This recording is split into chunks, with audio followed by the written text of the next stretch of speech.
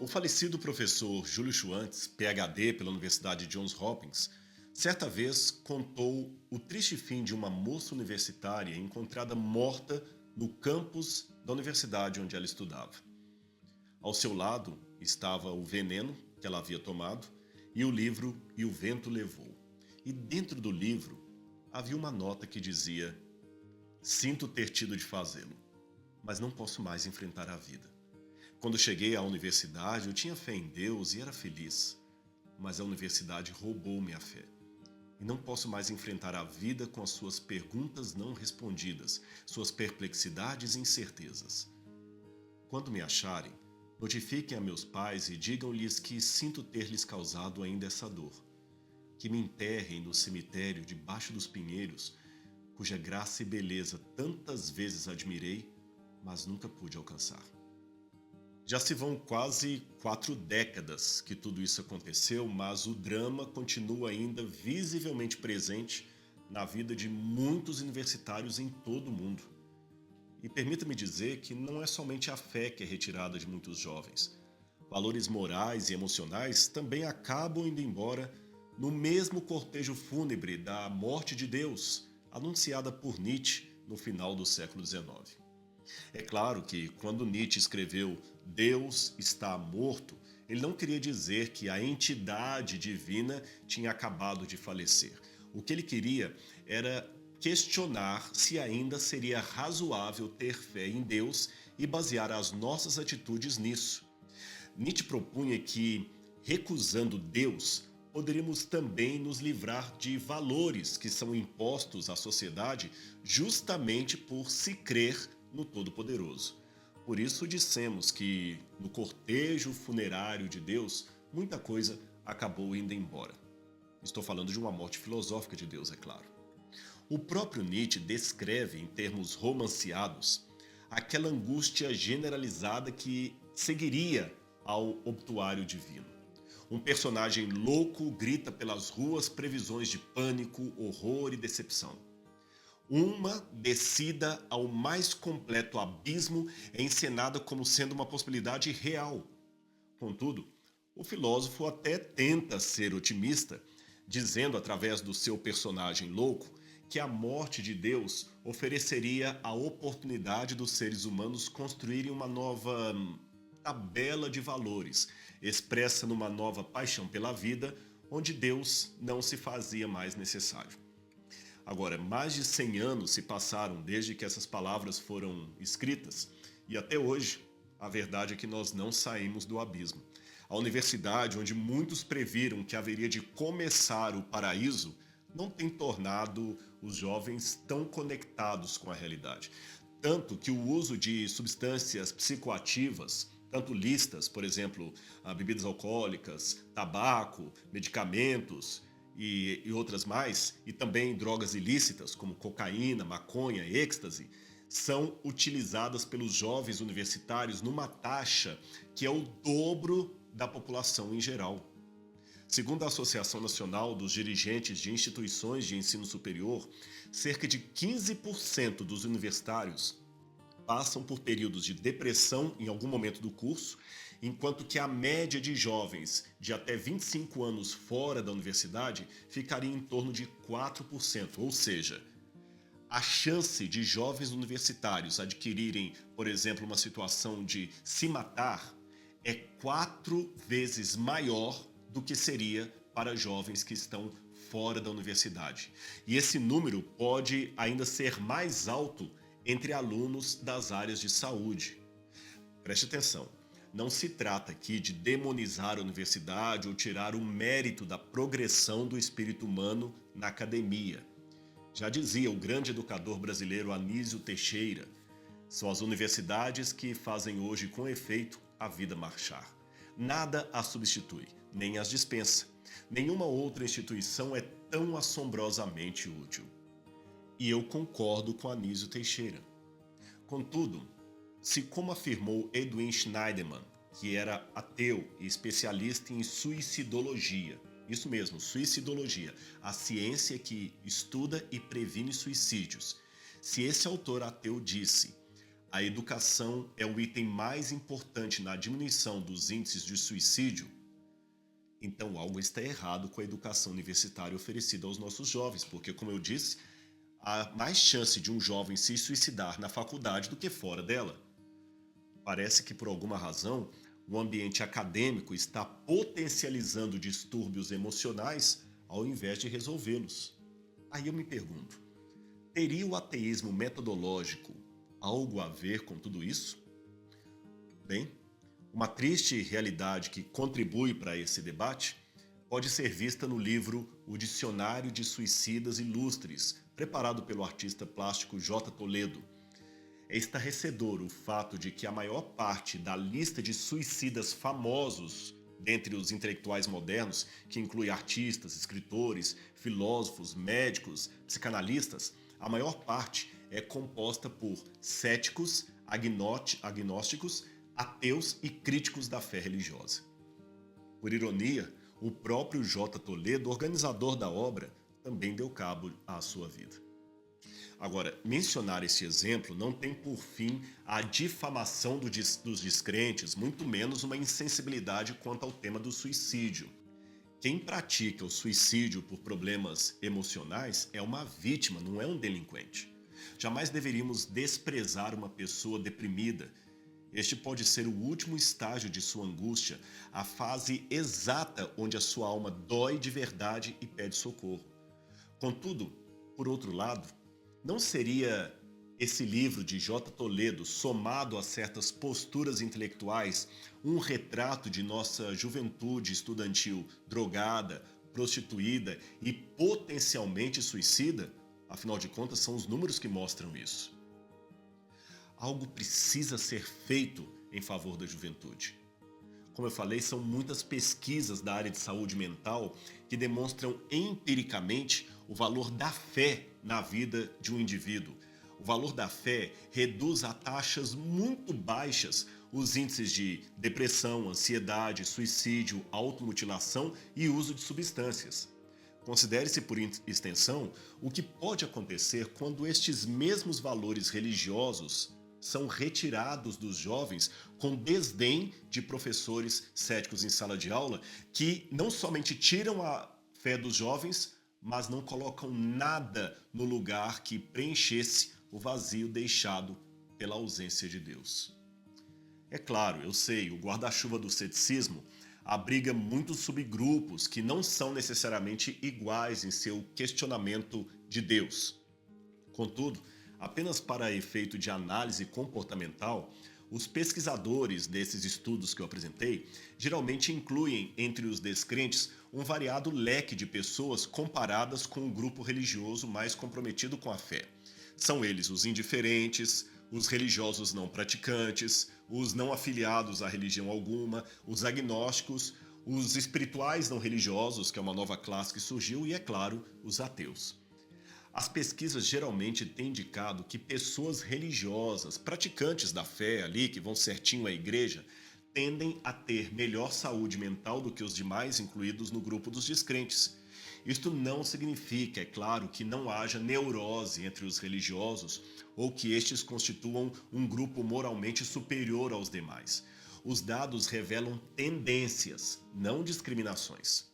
Por outro lado, estes mesmos dados corrigem o senso comum de que os loucos, os mal resolvidos, estão na igreja, enquanto que os bem resolvidos estão na academia ou no mundo avesso à religião.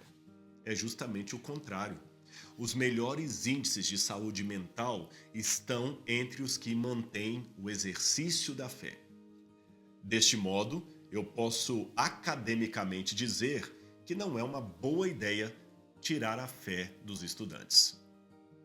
E quanto à conciliação entre academia e religiosidade, entre fé e ciência? É possível ser crente e acadêmico ao mesmo tempo? Em outras palavras, um jovem que aspira ao mundo da intelectualidade teria que renunciar à sua fé para ser coerente com as suas pesquisas? Bem, O conceito moderno de universidade surgiu das antigas escolas religiosas da Idade Média, chamadas de universitas, um termo latino com o sentido coletivo de seres ou coisas que constituem um mundo. Daí o significado primitivo da palavra universidade, usada no século XIII, que era o conjunto de mestres e estudantes congregados na mesma escola pelos mesmos interesses culturais e intelectuais. Com o passar do tempo, entre conflitos locais, expansões econômicas, o nascimento do protestantismo, a Revolução Francesa, etc., a universidade foi pouco a pouco distanciando-se do poder eclesiástico. Era um processo natural, uma vez que o mundo, especialmente aqueles mais pensantes, estavam cansados dos mandos e desmandos em nome de Deus. O surgimento das universidades na Europa, então, possibilitou a disseminação do pensamento crítico que acabaria por desencadear o Renascimento e mais tarde o Iluminismo. E quem estava à frente disto? Os chamados livre-pensadores, embora esse termo a rigor pertença à Idade Moderna. O objetivo desses pensadores era propagar uma liberdade de raciocínio sem os grilhões do despotismo feudal, monárquico e principalmente eclesiástico. E o resultado foi a formação de um movimento completamente anárquico, cético e antirreligioso por excelência. Como definiu Paulo Bittencourt, autor do livro Liberto da Religião, o inestimável prazer de ser um livre pensador, o livre pensamento é o oposto do pensamento dogmático. Logo, nada pode ser mais incompatível com o livre pensamento do que crenças religiosas, pois em nada há mais dogmatismo que na religião. Só livres pensadores são pessoas verdadeiramente racionais. Seu ceticismo não as deixa serem engodadas por nenhuma ideologia. Não acreditando em coisa alguma desprovida de evidências, livres pensadores são imunes também a todo e qualquer tipo de superstição. Interessante. Mas será que é assim mesmo? Os dados que eu acabei de oferecer não condizem com esta visão triunfalista dos livres pensadores. Há muitos problemas emocionais, psicológicos no universo da incredulidade. E se os números podem nos dizer alguma coisa, o que dizer do livro de Shalev sobre os mais de 100 anos de prêmio Nobel que traz entre os ganhadores um percentual de 89,5% laureados que eram fiéis a uma religião. E apenas 10,5% dos que ganharam um prêmio Nobel eram ateus ou livres pensadores. Portanto, diferente do que diz o senso comum, até senso comum na academia, a fé não é o oposto da razão.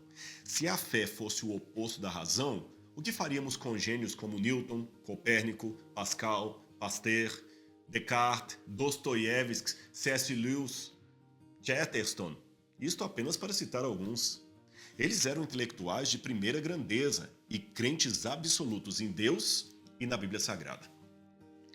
Meu amigo, o que se precisa muitas vezes é separar as categorias de investigação. Do mesmo modo que não se pode usar tubos de ensaio para investigar o que acontece dentro de um buraco negro, não se pode também usar um microscópio para investigar a possibilidade histórica da ressurreição de Jesus. São saberes distintos e nada mais. Dizer como Yuri Gagarin, sou ateu pois fui ao céu e Deus não estava lá em cima, seria o mesmo que afirmar, não acredito nos átomos porque não os vejo com a minha luneta. E a fé? Qual o papel da fé em tudo isso? Afinal de contas, a Bíblia diz, definindo fé, que a fé é a certeza daquilo que esperamos e a prova de coisas que não vemos. Sem fé é impossível agradar a Deus. Hebreus 11, 1 e 6. Agora, além dessa definição, é importante dizer que, biblicamente falando, a fé tem um lado racional, conforme lemos, por exemplo, em Romanos capítulo 12, versículo 1, que fala do culto santo e agradável a Deus, um culto lógico, ou, em outras traduções, racional. Agora, preste atenção. A fé tem um lado racional, mas ela não é de modo algum racionalista. Não se trata de racionalismo. E devemos tomar cuidado com as consequências práticas desse sufixo ismo, pois usado assim indistintamente pode implicar numa absolutização ilegítima, eu digo, de conceitos humanos como se estes pudessem dar conta de toda a realidade existente. E não é bem assim. O racionalismo, que eu prefiro chamar de razão sem fé, é incongruente, pois pensa abarcar como mundanas realidades que são supraterrenais. Por isso ele as rejeita, porque não pode discursar sobre elas. O mais sensato seria dar espaço para a percepção de tudo, inclusive dos atos de Deus na história. Porque, afinal de contas, se Deus for real, poderemos ver os seus rastros na história da humanidade. Simples assim. A fé, portanto, não é racionalista, como eu falei, mas ela é racional e razoável. O racionalismo, eu insisto em dizer, é a razão doente, inchada, intoxicada. Portanto, meu amigo, cuidado, muito cuidado nesse sentido. Embora eu sei que a advertência também valha para quem tem fé, porque há igualmente o risco de elevar a crença a uma potencialidade de crendice, que na verdade é apenas uma distorção da fé verdadeira. É justamente a leitura apressada de textos como Hebreus capítulo 11, verso 1, que eu citei para você, que leva muitos a pensarem que a fé é incompatível com a dúvida, mas isto não é verdade. Você se lembra? No primeiro diálogo que tivemos nesta série, eu apresentei uma lista de textos da Bíblia, onde a pergunta e o questionamento não apenas são permitidos, como até incentivados, eu digo, o questionamento sadio. É que Deus sabe que a inquirição, o exercício de fazer perguntas, faz parte da natureza humana. É a distorção da faculdade de questionar que gera a incredulidade, a desconfiança, a neurose. Afinal, se perguntar fosse uma afronta a Deus, se questionar fosse uma afronta a Deus, Jesus não teria dito, por que me desamparastes? Mas e quanto a Hebreus 11, verso 1? Não há contradição aqui. A palavra grega que aparece em Hebreus 11, verso 1 e que nossas Bíblias traduzem por convicção é hipóstasis, que pode ter uma série de significados, entre eles a escritura que alguém recebia ao se tornar dono de uma propriedade, mesmo que ainda não estivesse morando lá. E por que alguém se considera dono mesmo sem tomar posse? Simples, porque conhece a assinatura e o timbre no documento que garantem o seu senhorio. Hebreus 11 fala de homens e mulheres que morreram sem ver o cumprimento das promessas divinas e mesmo assim creram nelas. Por quê? Porque conheciam a autoria daquele que as prometeu. Por isso a sua morte não foi em vão. A redenção os aguarda. Então, aproveite essa sua mente inquiridora, curiosa e questionadora para aprender mais as coisas de Deus e, ao mesmo tempo, questionar os fundamentos desse mundo. Faça você mesmo perguntas inteligentes à proposta do ateísmo. Por exemplo, se não há Deus, por que há algo ao invés de nada? Se vida sempre provém de vida, por que a vida então poderia surgir de não vida, como pretendem dizer aqueles que creem no evolucionismo ateu?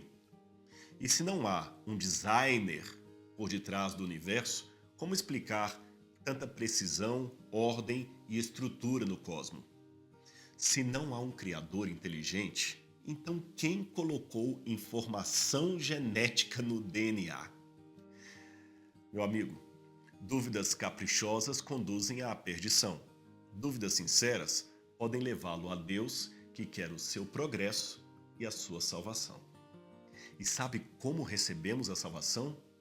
Pela graça, mediante a fé, a mesma fé que eu gostaria que você exercesse.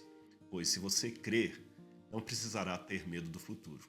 Você e Deus serão sempre a maioria, em qualquer tempo e lugar.